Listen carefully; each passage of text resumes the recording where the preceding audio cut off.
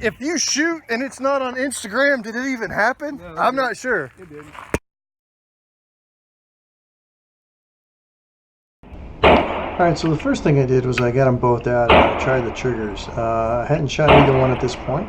I'm just trying to get a feel for them, trying to figure out what the reset's like, what the trigger feels like.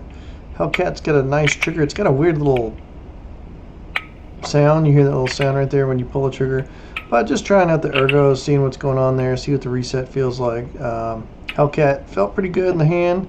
And then I went to the Sig, which I have a 365s, but I don't have the flat face trigger, so I was just kind of, testing that one out as well. Fits my hand pretty good, and the trigger is still kind of that mushy rolling break that is in the Sig 365s. I don't know if it's good or bad. I tend to shoot it well, but I don't know if I'd say it's the best trigger in the world. So I'm going to shoot the first 5 rounds down both guns. I start with the Sig 365XL. I'm shooting Atlanta Arms 115 grain full metal jacket. And I'll go ahead and tell you guys one of the things that happens here that's going to be an issue this whole video is I don't have any mount or setup for my camera, so every time I pull the trigger the camera's going to jump a little bit. But I did from the slide lock there to make sure it feeds that first round. And I don't know what to tell you about the 365XL. It kind of shoots like 365. It's a subcompact 9mm, and recoil is pretty sharp, but I have no problem controlling it or getting a good grip on it. And then we're going to try and go to the Hellcat here for its first 5 rounds here, but yeah.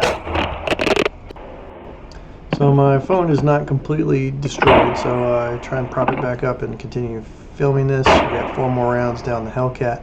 It felt pretty good. It's snappy, but about like the 365. Next 4 rounds, locks back, no problem.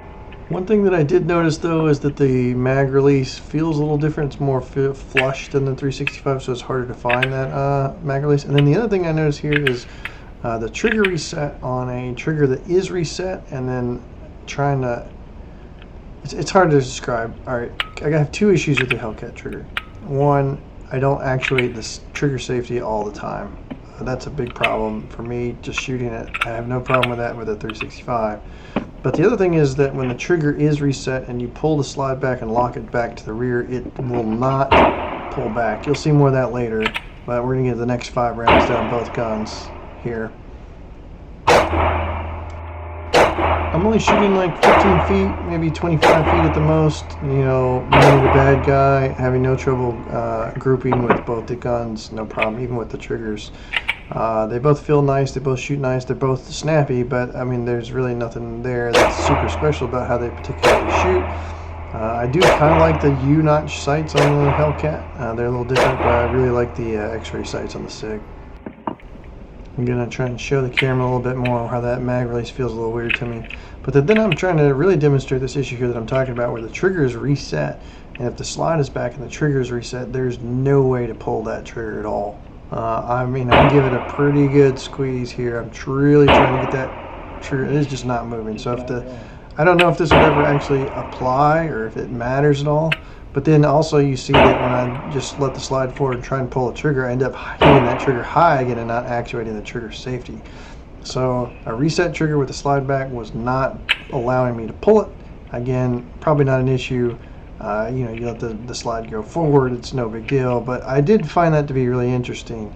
And then again, there's another demonstration of how I kind of hit that trigger, and I don't hit it low enough to get that trigger. It's just kind of a me issue.